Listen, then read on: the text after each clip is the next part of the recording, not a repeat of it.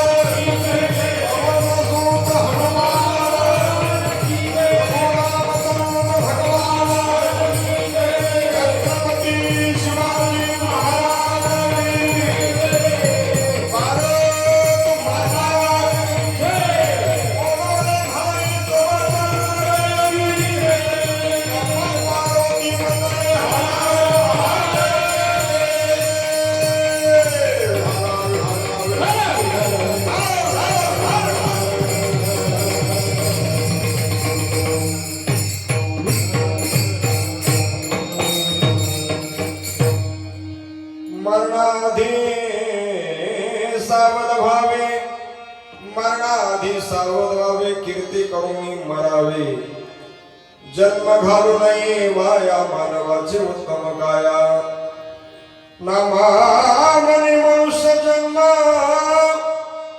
नामामने मनुष्य जन्म, सर्व जन्मावरी उत्तम, जन्म घालू नये वाया मानवाचे उत्तम काया, विठ्ठला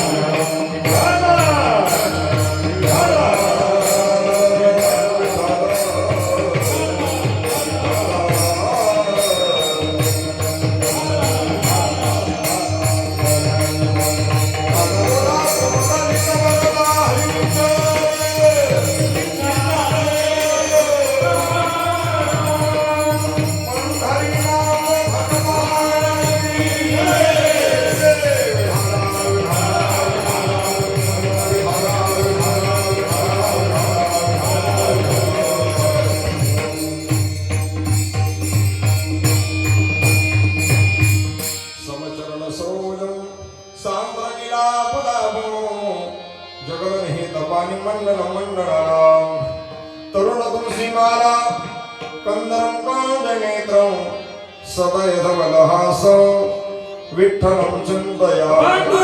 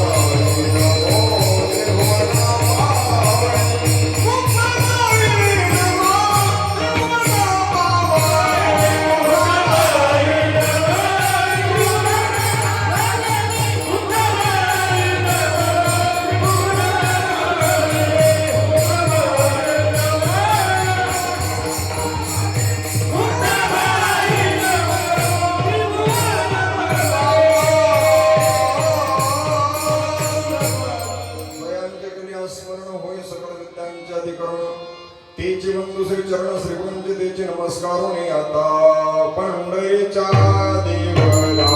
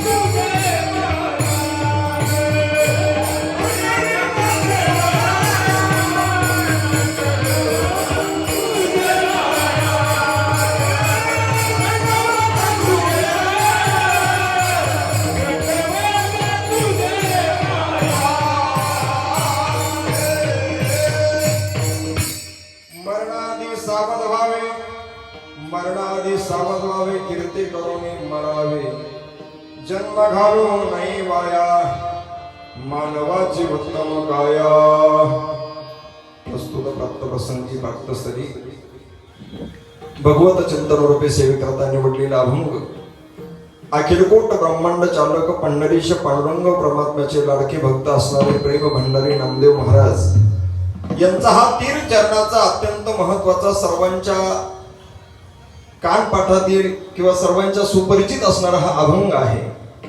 या अभंगाद्वारा संत श्रेष्ठ नामदेव महाराज मानवी जीवनाचे इति कर्तव्यता आणि मानवी जीवनाचं मूल्य प्रतिपादन करतात. विठ्ठला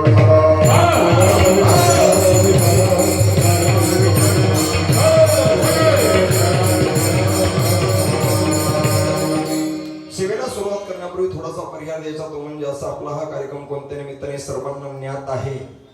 सर्वांचे सुपरिचित असणारे प्रातस्मरणीय वैकुंठवासी हरिभक्तीपरायण नारायण दादा रामचंद्र पाटील मडवई दादांना ही लोकाची यात्रा संपून आज जवळजवळ 1 वर्ष पूर्ण होत आलेलं आहे. त्यांच्या ऋणातून ऋणमुक्त होण्याकरिता त्यांच्या प्रथम पुण्यस्मरणाच्या निमित्ताने संपूर्ण असणारा हा मडवई परिवार त्यांचे बंधुराज आदरणीय बाळासाहेब रामचंद्र पाटील मडवई आदरणीय रतन रामचंद्र पाटील मडवई आदरणीय श्री हरिभक्तीपरायण आमचे उत्तम बाबा रामचंद्र पाटील मडवई आदरणीय श्री बंडू भाऊ रामचंद्र पाटील मडवई आणि त्यांचे सुपुत्र आदरणीय आमचे जयराम नारायण भाऊ मडवई बांधास नारायण भाऊ मडवई गणेश नारायण भाऊ मडवई आणि एक मुलगी आहे सौ मंगलताई सुरेश पाटील रंदे समस्त मडवई पाटील परिवार. या परिवाराने कैलासवासी दादांच्या ऋणातून ऋणमुक्त होण्याकरिता वर्ष श्राद्धाच्या निमित्ताने ब्रह्मवृंदांच्या उपस्थितीमध्ये पिंडदान विधी त्याचप्रमाणे भगवंताचं नामस्मरण गुणगान घडावं. प्रातस्मरणीय वैकुंठवासी दादांच्या जीवात्म्या शांती लावावी त्यांना योग्य अशा प्रकारची गती प्राप्त व्हावी हा उदात्त अंतःकरणामध्ये ठेवून आपल्या कार्यक्रमाचं आयोजन आणि नियोजन आहे. विठ्ठला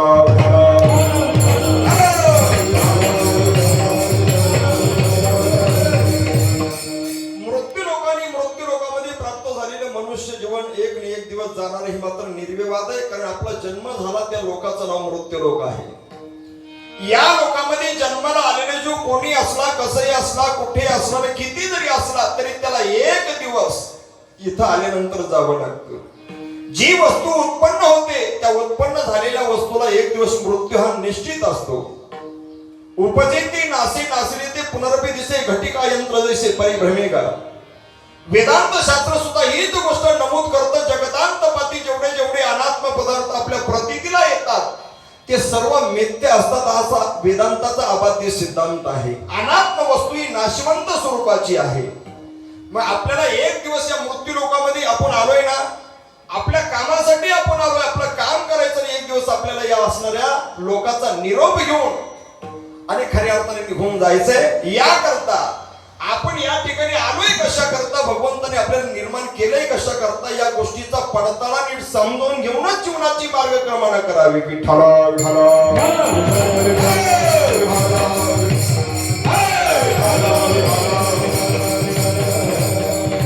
देवाने सृष्टी निर्माण करत असताना 4 खाणी 84 लक्षणीतून नाना प्रकारचे जीव जंतू कीटक पशु प्राणी आणि मनुष्य जीव जन्माला घातले. सगळे जीव देवाने आडव्या मॉडेलचे बनवले पण माणसाचे उभा बनवला कशा करता. फक्त देवाला त्या काळी बोलला की ग्रामपंचायतीची निवडणूक आली तर उभं राहणार कोण, याच्याकरता याला उभं बनवला नाही. याला उभं बनवण्याच्या पाठीमागचा देवाचा हेतू असा आहे, मोक्ष प्राप्तीचं भक्ती मार्गाचं मार्गक्रमण करण्यायोग्य एकमेव साधन फक्त मनुष्य जीवन आहे. आहार निद्रा भयमैथून सर्व योनीशी समसमान, परी मनुष्य देहीचं ज्ञान अनेक जाण सर्वा ठाई. इथं आपण मृत्यूलोकामध्ये जन्माला आलो ना, आपण केवळ श्रीमंती आणि संपत्ती कमवण्यासाठी आलेलो नाही. नाण्याच्या दोन बाजू सांगितल्या. प्रपंच माणसाचा देखणा असावा, माणसाला बसण्याकरता गाडी असावी, राहण्याकरता चांगली माडी असावी, व्यावहारिक सुखाचा आनंद जीवनामध्ये असावा. पण देह स्वरूपाने तो आनंद लुटता येतो, पण मनाने आणि चित्ताने मात्र भक्ती चिंतनाचा आनंद जीवनामध्ये उपभोगायचा आहे.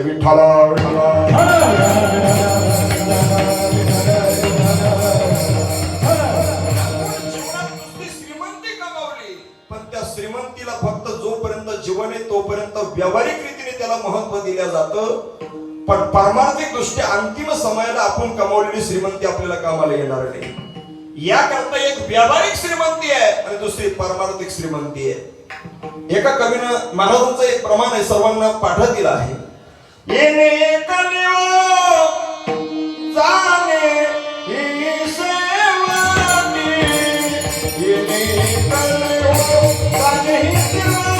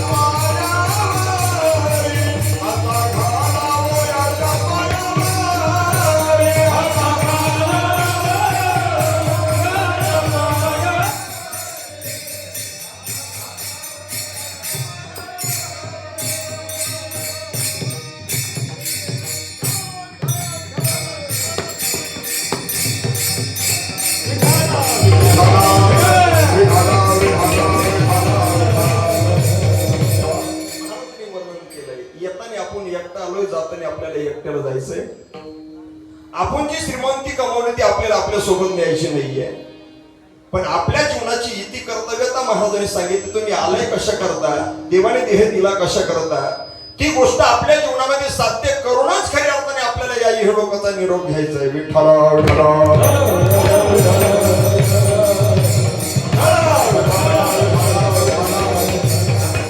मनुष्य जीवन हे केंद्रबिंदू समजलं जातं. मोक्ष प्राप्तीचं एकमेव साधन अशा पद्धतीचं वर्णन फक्त मनुष्य जीवनाचं केलेलं आहे.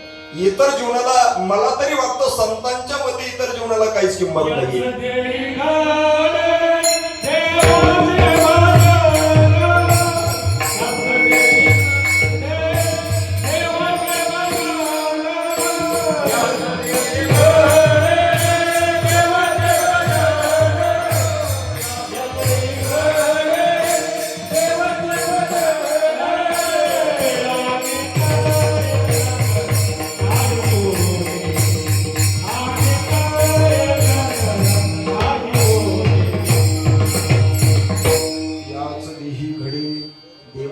भजन आणि काही ज्ञान नाही कोठे. भक्ती चिंतनाचं मोक्ष प्राप्तीचं ज्ञान फक्त मनुष्य जीवनात आहे. आपल्या जीवनाची मार्गक्रमणा करत असताना देवाने आपल्याला ध्येय दिलाय कशा करता याचं प्रवृत्ती निमित्त जाणूनच जीवनाचं पाऊल उचललं पाहिजे. जने आजीव दिला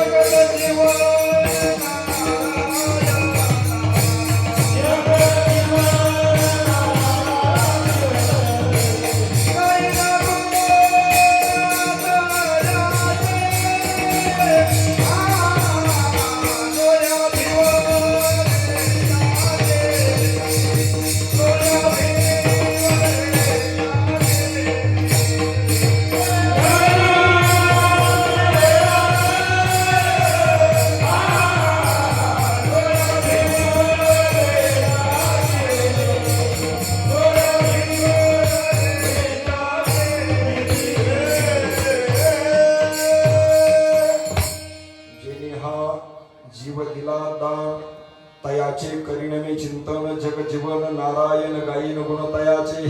नाही का ते त्र्यंबकेश्वरचे पायी वारकरी आहे, यांच्याशिवाय काकडा पार पडत नाही आणि नाटाचे सगळे अभंग यांना ज्ञात आहे. विठ्ठला विठ्ठला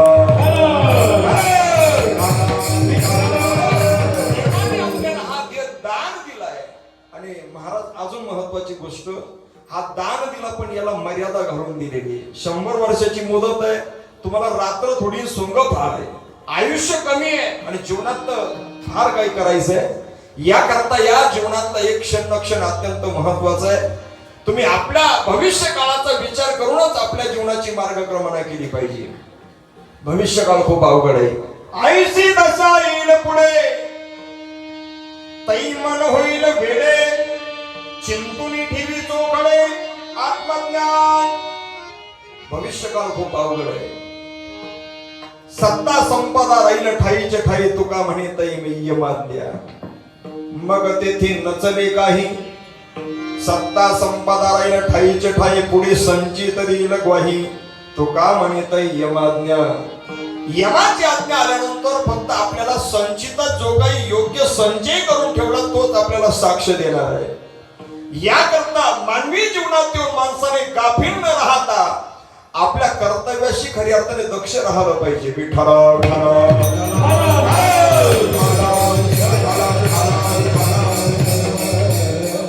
आपण आलोय कुठून, आपल्याला जायचंय कुठं, ही अत्यंत महत्वाची गोष्ट आहे. कोहम कथामिदम जातम कोवे कर्तस्य विद्यते.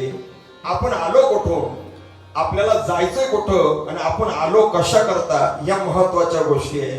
साधू संत भविष्याचा विचार करूनच आपल्या जीवनाचा त्यांनी मार्गक्रमणा केली. आपण मृत्यू नावाची गोष्ट आपल्याला प्राप्त होणार आहे ही गोष्ट आपण विसरून गेलेलो आहे. आपण अनेकांचे मृत्यू पाहिले, अनेकांचे दहन पाहिले, अनेकांच्या अंत्ययात्रेला आपण उपस्थित होतो, पण आपल्याला सुद्धा एक दिवस असं मरायचंय हे शब्द कोणाच्या वाणीतून अजून बाहेर पडला नाही. वाटतं का हो? मरणाच्या दारात असणारा माणूस सुद्धा विचार करत नाही की आपल्याला मरायचंय म्हणून. हो, मरण डोळ्यासमोर ठेवून आपल्या जीवनाची मार्गक्रमणा असावी. आज रामभाऊ पाटील गेले, उद्या याचा नंबर लागणार म्हणजे लागणार आहे. एका बगीच्यामध्ये एक माळी दादा फुलांची मुंडकी मोडत होता आणि त्या प्रसंगी एक फुलाची कळी दुसऱ्या कळीला सांगू लागली, ताई तो माळी दादा बगीच्यात आला आणि त्या फुलांची मुंडकी मोडतोय. ती कळी म्हटली, मग तुझं काय नुकसान होत आहे, मोडत असेल त्या फुलांची मुंडकी, त्याचं ते कर्तव्य, त्याचं ते काम आहे. पण त्या एका कळीने दुसऱ्या कळीला समजावून सांगितलं, अगं ताई तसं नाही, आज जसं तो माळी दादा त्या फुलांची मुंडकी मोडतोय ना, उद्या या कळीचं रूपांतर फुलामध्ये होणार आहे. आज जसा त्या फुलाचा नंबर आहे तसा उद्या आपला नंबर लागणार आहे. माल यावत नाही की कलिया करे पुकार, फुली फुली तो चुन लिए कल है हमारी बात. एक पाहत सा एकाची दहाने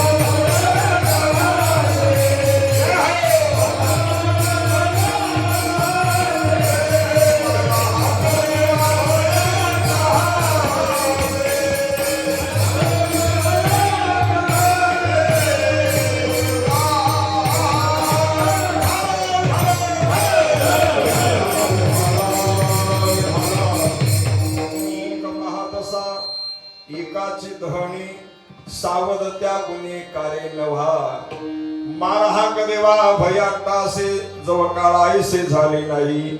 अनेकांचे दहन पाहिली, अनेकांचा मृत्यू पाहिला, पण आपण मात्र गाफील राहिलो. आपण स्वतःच्या मृत्यूचा आजपर्यंत विचार केलेला नाही. संतांनी आपल्या जीवनाची मार्गक्रमणा करत असताना एक दिवस आपल्याला मरण येणार आहे, मृत्यू येणार आहे, हे लोक सोडून आपल्याला निघून जावं लागणार आहे. त्याकरता आलो कशा करता हे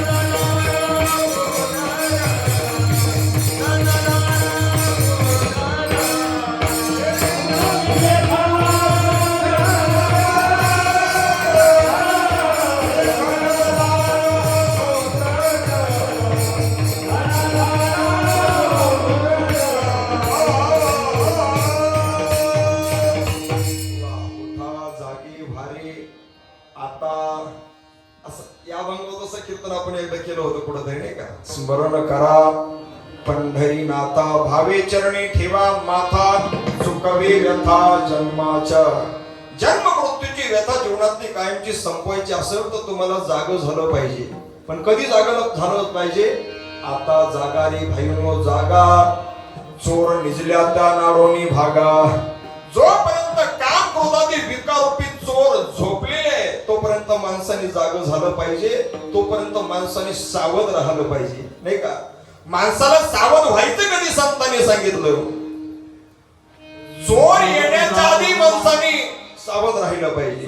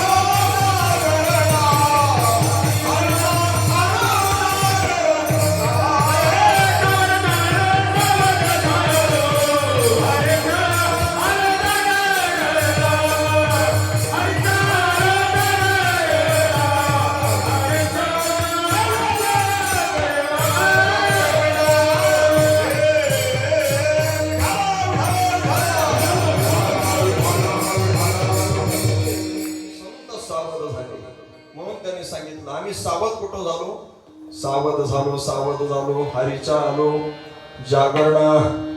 आम्ही देवाच्या चिंतना करता आम्ही सावध झालो, कारण आम्हाला भविष्य माहित होतं की भविष्य काळामध्ये आपण केलेली कर्मच आपल्याला साक्ष देणार आहे. केले कर्म झाले त्याची भोग आले उपजले मेले ऐशे गती. मृत्यूच्या प्रसंगी आपल्याला परिवारात कोणी साथ देणार नाही. मृत्यूच्या समयाला आपल्याला प्रपंचात कमावलेली श्रीमंती कामाला येणार नाही. आणि ती जर कामाला आली असती, परिवाराने साथ दिली असती, तर संतांना अशी अभंग लिहावे लागली नसते. नको नको म्हणा तू माया जाळी, काळ आला जवळे, काळ आला जवळे, ग्रासवया काळाची हे उडे.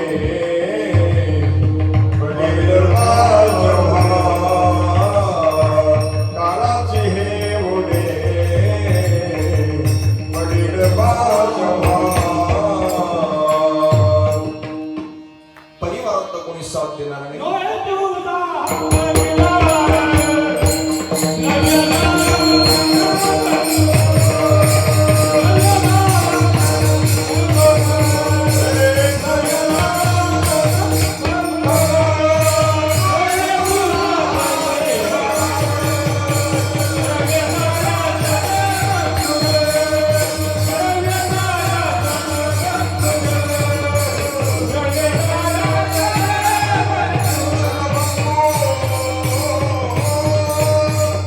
नव्हे तुझा हा परिवार द्रव्य दारा क्षणभंगूर हे कुठपर्यंत कामाला येणार आहे. सुभाषितकार महाराजांचं म्हणणं आहे, धना आणि भूमो पशवत्स गोष्टी भार्या ग्रहद्वारे जन स्मशानी देहस्थिताया परलोक मार्गे कर्मा लोगो गच्छति जेवैकः. कमावलेलं धन भूमीत राहणार आहे. पूर्वीचे लोक धन भूमीत टाकायचे, धना आणि भूमो. म्हणून कधी कधी एखादा नवीन घर सुरू केलं का तिथं काहीतरी हंडा सापडायचा, काहीतरी माणिक मोती हिरे सापडायचे. पूर्वी लोक धन जमिनीमध्ये टाकायचे, धना आणि भूमो. धना आणि भूमो पशवत्स गोष्टी भार्या ग्रहद्वारे आपली असणारी पत्नी फक्त घराच्या दारापर्यंत येणार आहे. जन स्मशाने जग आपल्याला स्मशानापर्यंत वाटी लावायला येणार आहे. आणि या देहाला मात्र चितेमध्ये जळावं लागणार आहे. देहस्थितायाम परलोक मार्गे कर्मानुग गच्छति जीवैकः. आणि आपण केलेली कर्मच फक्त आपल्याला साक्ष देणार आहे. त्याकरता संत म्हणतात की दादा, मृत्यूच्या आधी तुम्हाला या सगळ्या पद्धतीच्या गोष्टी आपल्या जीवनामध्ये करायच्या आहे. विठ्ठला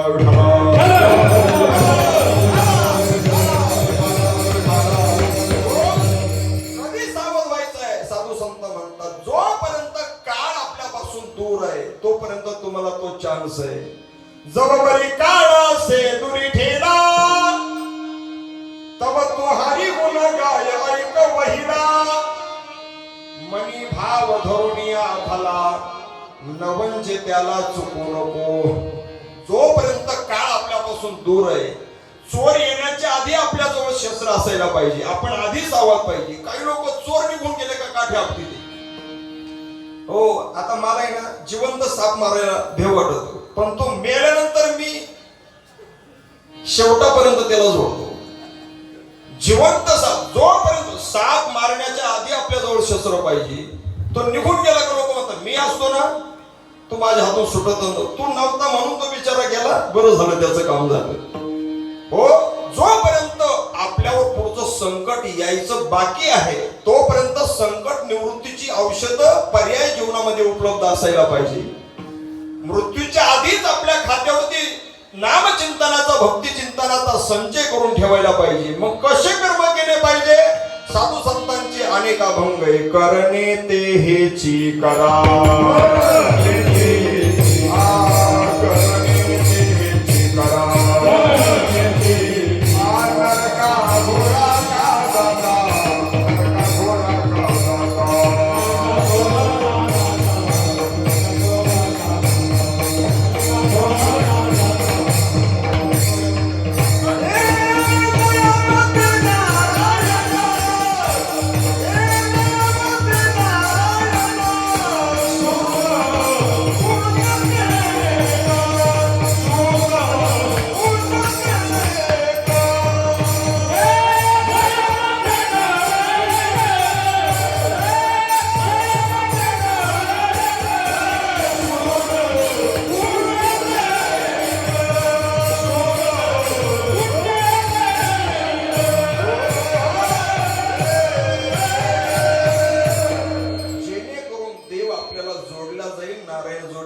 अशा पद्धतीचं काम, अशा पद्धतीचं कर्म आपण करायचंय. देव जवळ आला की मृत्यू आपल्यापासून दूर जाणार आहे. परमात्मा जवळ आला की प्रपंच आपल्यापासून दूर जातो. सुख आपल्या जवळ आला की दुःख आपोआप आपल्यापासून दूर निघू लागतं. जिथं राम आला तिथं काम थांबत नाही. जिथं सुख आलं तिथं मात्र दुःख थांबत नाही. जिथं प्रकाश आला तिथं अंधार थांबल गो. आणि अंधाराची प्रकाशाची आजपर्यंत कुठं भेट झालेली एकही उदाहरण तुम्हाला माहिती नाही, ऐकलेलं सुद्धा नाही. पण एक जणांनी तक्रार केली एक दिवस माझ्या सख्या बाबाच्या घरामध्ये उजेड आणि माझ्या घरामध्ये अंधार. सूर्यनारायणाकडे तक्रार केली. सूर्य म्हणू लागला, दादा आजपर्यंत मी असं काही केलेलं नाही, उपकारासाठीच मी खऱ्या अर्थाने जन्माला आलेलो आहे. रविश्चंद्र घना वृक्षा नदी गावश्च सज्जनः येते परोपकाराय युगे देवीने निर्मितः. रविश्चंद्र घना वृक्षा नदी गावश्च सज्जनः येते परोपकाराय. रवी सूर्य परोपकारा करताच आहे. सूर्य एकदा उगवल्यानंतर प्रकाश कुठं पडतो? तिन्ही लोकांमध्ये प्रकाश पडतो. विठ्ठला विठ्ठला.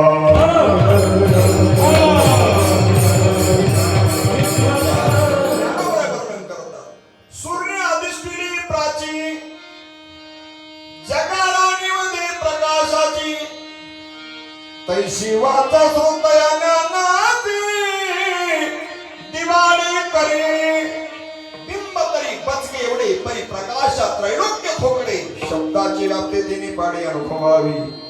दिसायला सूर्य बचके एवढाच आहे, पण जर उदयाला आल्यानंतर प्रकाशात त्रैलोक्य थोकडे तिन्ही लोक सुद्धा त्याला कमी पडतात. पण एक जणांनी तक्रार केली, अहो म्हटलं माझ्या घरात अंधार आहे, शेजारच्या घरामध्ये उजेड आहे. सूर्य म्हटलं असं तर घडणार नाही कधी, मला अंधाराची भेट घालून दे, तुझ्या जीवनातला कायमचा अंधार मी घालून देतो. तो ग्रस्त पुढे चाललाय, सूर्य पाठीमाग. त्याने घरामध्ये प्रवेश केला, हे बघा माझ्या घरामध्ये अंधार आहे, शेजारच्या घरामध्ये उजेड आहे. सूर्यनारायणाने डोकावून पाहिलं, त्या दरवाजातून आतमध्ये तिथं अंधार राहील गो. जिथं प्रकाश आला, जिथं सूर्य आला तिथं अंधार राहणार नाही. जिथं सुख आलं तिथं दुःख राहणार नाही. जिथं श्रीमंती आली तिथं दरिद्री राहणार नाही. आणि जिथं महाराज देव आला तिथं प्रपंच राहणार नाही. मनाने आणि चित्ताने तो सर्व भावनेने जर देवाला जर आळवत असेल तर त्याच्या जीवनामध्ये दुःखाला प्रवेश नाही. विठ्ठला विठ्ठला.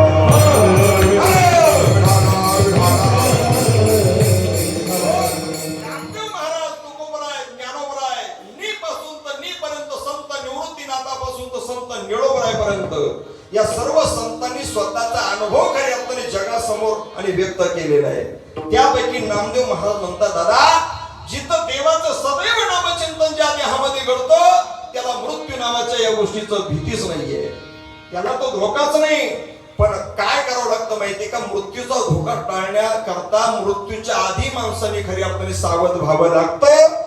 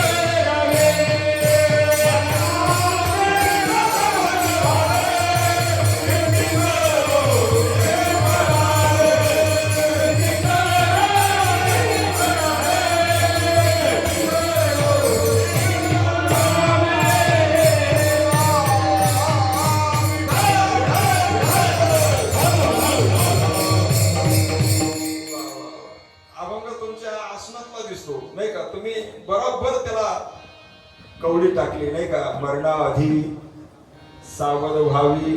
आता ते कसं आहे माहिती का, आम्ही आमचीच कीर्तन लोकांना सांगतो, पण हे अनेक लोकांची कीर्तन ऐकतात म्हणून ते सावधच आहे. आधी बी प्रमाण दिलं महाराजांनी, सावध झालो हरीच्या आलो जागरणा. माणसाने मृत्यूच्या आधी सावध झालं पाहिजे. अनेक उदाहरणाने आपण ही गोष्ट खऱ्या अर्थाने या ठिकाणी पटवलेली आहे.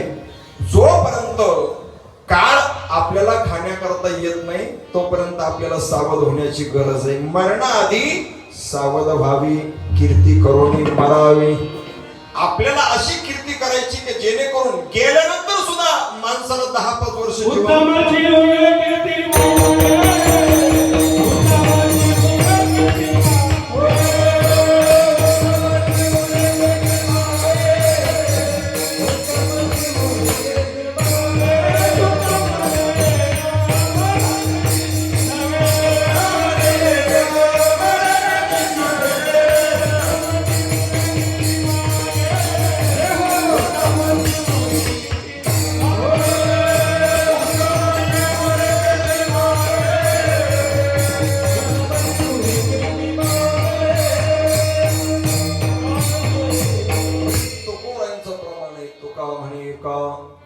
मरणीची सरे उत्तमची उरे, कीर्ती मागे सुर तसे किरत बडी, बिन पंख उडत जाय, सुरती तो जाती रही किरत कभी न जाय. संतांनी काय केलं, मृत्यू नावाची गोष्ट डोळ्यासमोर ठेवली आणि आपल्या जीवनाची मार्गक्रमणा केली. एक दिवस आपल्याला मरायचंय, पण या काळाच्या हातीनं सापडता काळ आपल्या अधीन झाला पाहिजे याकरता असा हेतू डोळ्यासमोर ठेवून आपल्या जीवनाची मार्गक्रमणा केली. म्हणून ज्ञानोबराय तुकोबरायला जाऊन किती वर्ष झाले, पण आजही त्यांची कीर्ती, ते कीर्ती रूपाने मृत्यू लोकांमध्ये जिवंत आहे. माणसाला मेल्यानंतर सुद्धा थोडेफार दिवस तरी जिवंत राहत आलं पाहिजे. आपला दशक्रिया श्राद्ध झाला का लोक म्हणतात हे आले होते असं कोणी म्हणायला सुद्धा तयार नाही. पण साधू संतांचा विचार जर केला, उभारीला दोजतेने लोकावर,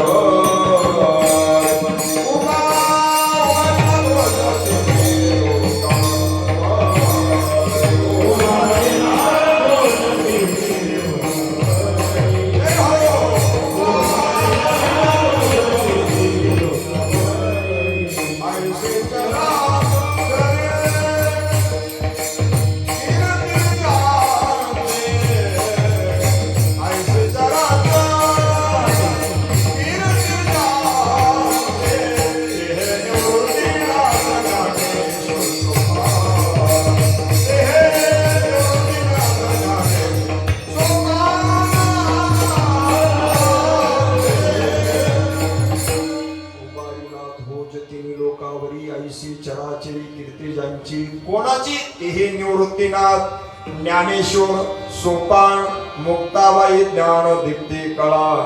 या सगळ्या संतांनी मृत्यूच्या आधी आपल्या असणाऱ्या कार्याशी ते दक्ष राहिले. त्याचा परिणाम काळ गुलाम सलाम करी तुकया घरी राबत सोकडी, काळाच्या माथा पाय ठेवणी आम्ही वैकुंठ लोकासे गेलो रे. हो, पण त्यांनी आपलं जीवन परमार्थामध्ये व्यतीत करत असताना अनेक संकट जीवनामध्ये आली. संकट येतच असतात. भक्ती करत असताना, चांगलं काम करत असताना संकट येतात. स्पीड ब्रेकर कोणत्या रस्त्याला असतात? चांगल्या रस्त्यालाच असतात. खराब रस्त्याला कोणी स्पीड ब्रेकर करत नाही. बरोबर आहे की नाही? एखाद्याची कीर्ती, एखाद्याचा गुणगौरव होऊ लागला, एखादा मनुष्य आपल्या पाठीमागून जर पुढे चालला तर लोकांच्या डोळ्यात येतो. एखादा गरीब मनुष्य एका श्रीमंत दिसू लागला की लोकांच्या डोळ्यात येतो. म्हणून चांगल्या माणसाला दुःख सहन करावं लागतं. पण महाराज आधी दुःख भोगल्याशिवाय सुखाचे दिवस आपल्या जीवनामध्ये येत नाही. त्याकरता थोडासा धीर धरावा लागतो. नास्तिकाला सुद्धा आपली किंमत कळते, पण त्याला थोडासा धीर धरावा लागतो. धीरज का फल मिठा होता है. याकरता संत श्रेष्ठ जगद्गुरु तुकाराम महाराजांची असणारी अभंग गाथा, जगद्गुरु तुकोबरायचे असणारे दुश्मन विरोधक रामेश्वर भट्टांनी दगडाला बांधून इंद्रायणीच्या डोहात बुडवली की नाही. पण महाराज ती दगडासहित तरुण आली. 13 दिवस आमच्या तुकाराम महाराजांनी त्या इंद्रायणीच्या काठावरती उपोषण केलं. 13 दिवसांनी जशी लाह्या तराव्या तशी गाथा तरली. पण आपल्यातलेच काही साधक जर मी म्हणतो महाराज ज्याच्या जीवावर आपलं जीवन चालू आहे, आपण जर खऱ्या अर्थाने त्या गोष्टीला जर मानत नसाल तर मग आपण भर पावसात मोड धरल्यासारखं आहे. विठ्ठला आणि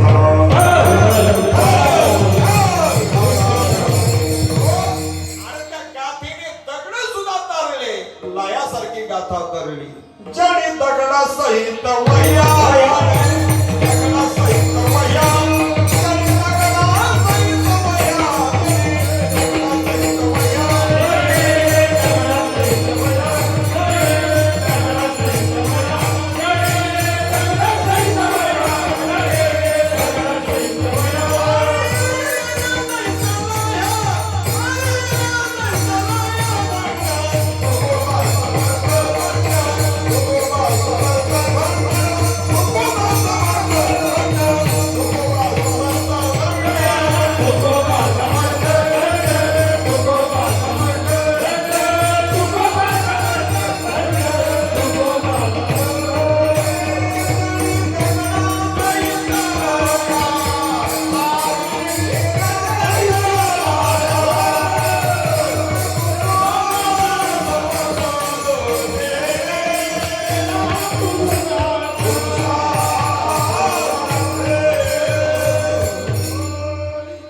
ज्या रामेश्वर भक्तांनी इंद्रायणीच्या मासणाऱ्या पाण्यामध्ये गाथा बुडवली दगडाला बांधून ती गाथा 13 दिवस तुकोबांनी उपोषण केल्यानंतर मात्र तरली. रामेश्वर भक्त जगद्गुरु तुकोबांचे कट्टर विरोधक, पण त्या रामेश्वर भक्ताला आपल्या दुश्मनाला सुद्धा आपली किंमत कळावी याकरता थोडा धीरच धरावा लागतो. ज्या रामेश्वर भक्तांनी गाथा बुडवली त्याच रामेश्वर भक्ताच्या मुखातले शब्द आहे, म्हणी रामेश्वर भक्त तुझ्या तुका विष्णू नाही तुझ्या. त्यांनी योग्य पद्धतीची मार्गक्रमणा केली. तुकिता तुरणीसी ब्रह्म तुका असे आले म्हणून रामेश्वरी चरणी मस्तक ठेवली आरती तुकारामा. तुकिता तुरणीसी ब्रह्म तुका असे आले. तुकाराम महाराजाची साक्षात ब्रह्माची तुलना केली तर ब्रह्म तुका असे आले. दोघांचं पारड समान झालं. म्हणजे जगद्गुरु तुकाराम महाराज सामान्य विभूतीने साक्षात ब्रह्म आहे विठ्ठल.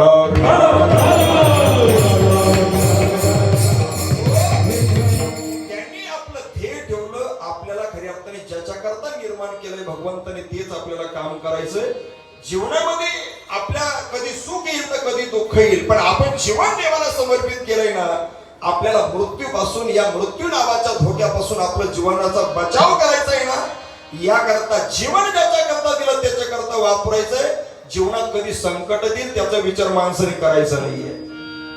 सगळे उदाहरण तुमच्या पाठातले आहे. शांती ब्रह्म एकनाथ महाराज हे शांतीचे सागर. एक येवण पानाचा विडा खाऊन नाथबाबाच्या अंगावर थुंकला हे उदाहरण काही तुम्हाला नवीन नाहीये, पण एकदा थुंकला, दोनदा थुंकला, 108 वेळा. एकदा अंगावरती थुंकला की त्यांनी गंगेत जावं, नाथबाबांनी स्नान करावं, पुन्हा यवनाच्या समोर उभं राहावं. आपला एखादा मनुष्य पानाचा विडा खाऊन दुसऱ्या बाजूला थुंकला, पण एखादा शिंतोडा आपल्या अंगावरती पडला तर आपण त्याला म्हणतो तुझ्या डोळ्याला भात बांधलाय का, तुला माणूस आहे पुढे दिसत नाही का. पण नाथ महाराजांनी विचार केलाच नाही, त्या गोष्टीला विरोधच नाही, त्या गोष्टीला उत्तरच दिलं नाही. ते शांतीचे सागर आहे. सुख आलं तरी शांत आहे आणि दुःख आलं तरी शांतच आहे. शेवटी आपल्या विरोधकाला सुद्धा आपली किंमत कळते, पण आपलं ध्येय आपण मात्र सोडायचं नसतं. नाथ बाबाच्या अंगावर 108 वेळा पानाचा विडा खाऊन थुंकणारा तो असणारा यवन कंटाळून आपल्या घरी निघून जातो. नाथ बाबा त्याच्या घरी जाता साष्टांग प्रणिपात करता, दादा अरे तुझे माझ्यावर खूप उपकार झाले. आपल्या दुश्मनाला सुद्धा प्रश्न पडावा, मी पानाचा विडा खाऊन 108 वेळा नाथ महाराजाच्या अंगावरती थुंकलो आणि हे म्हणतात तुमचे आमच्यावर लय उपकार झाले, असं कोणी आहे का जगतामध्ये असं म्हणणारा. नाथ बाबांनी खरं सांगितलं, दादा खरं तुमचे आमच्यावरती उपकार झाले. खरं सांगू तुम्हाला, तुम्ही जर पानाचा विडा खाऊन 108 वेळा माझ्या अंगावरती जर थुंकला नसता तर या पापी जीवाला या पवित्र असणाऱ्या गंगेचं 108 वेळा स्नान घडलं नसतं. त्या दुश्मनाला सुद्धा किंमत कळाली. संतांचं अंतकरण काय आहे, जी का रंजले गांजले त्यासी मने जो आपुले साधू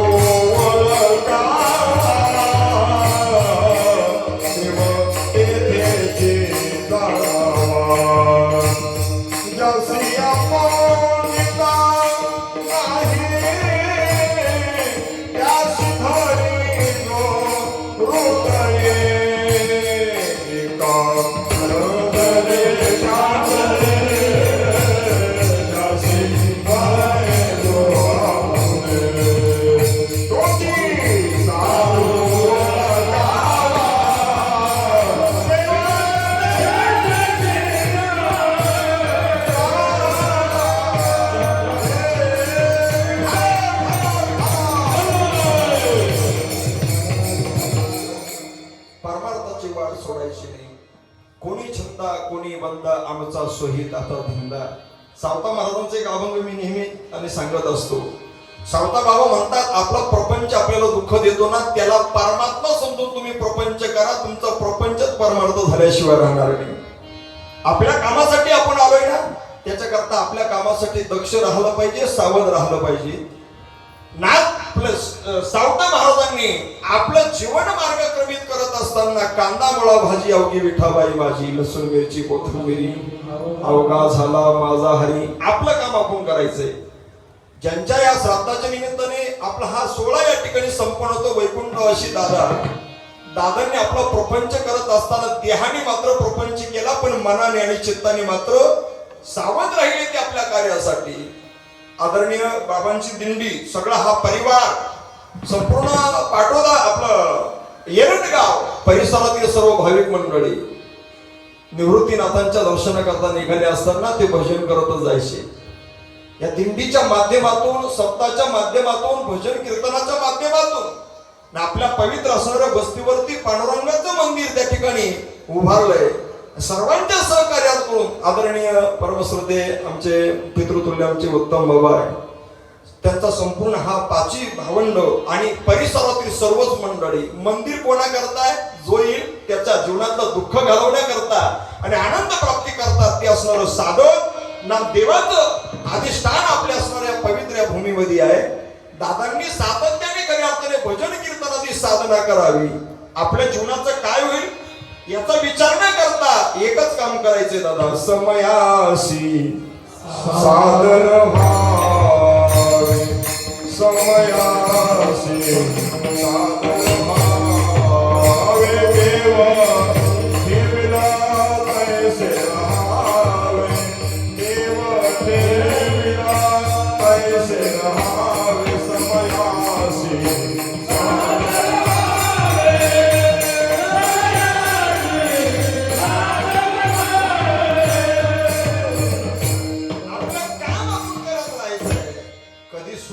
कधी दुःख येईल. कोणे दिवशी पैसोणी हातीवर, कोणे दिवशी पालखी सुभेदार, कोणे दिवशी पायाचा चाकर, चालत जावे देव ठेविल तैसे राहावे. कधी हत्तीवरून आपली मिरवणूक नेईल, कधी पालखीतून मिरवणूक निघेल, तर कधी आपल्याला पायी प्रवास करण्याची वेळ प्राप्त येईल, सांगता येत नाही. सावता बाबांनी पुढे वर्णन केलंय. कोणे दिवशी बैसोनी आचमन, कोणे दिवशी घरात नाही धान्य, कोणे दिवशी द्रव्याची साठवण, कोठी साठवावे देव ठेविल तैसे राहावे. कधी आचमन करण्याकरता पाणी जेल घरात नसेल, कधी एक वेळच खाण्याकरता अन्नाचा एक घास आपल्याला प्राप्त नसेल, पण कधी कधी द्रव्याच्या राशीच्या राशी कुठं साठवावं हा प्रश्न पडेल. पुढं वर्णन केले सावता महाराजांनी. कोणी दिवशी यम येती चालून, कोणी दिवशी प्राण जाती घेऊन, कोणी दिवशी स्मशानी जाऊन, एकटे राहावे देव ठेविल तैसे राहावे. कोणे दिवशी होईल सद्गुरु कृपा, कोणे दिवशी चुकती जन्म मरण खेपा, कोणी दिवशी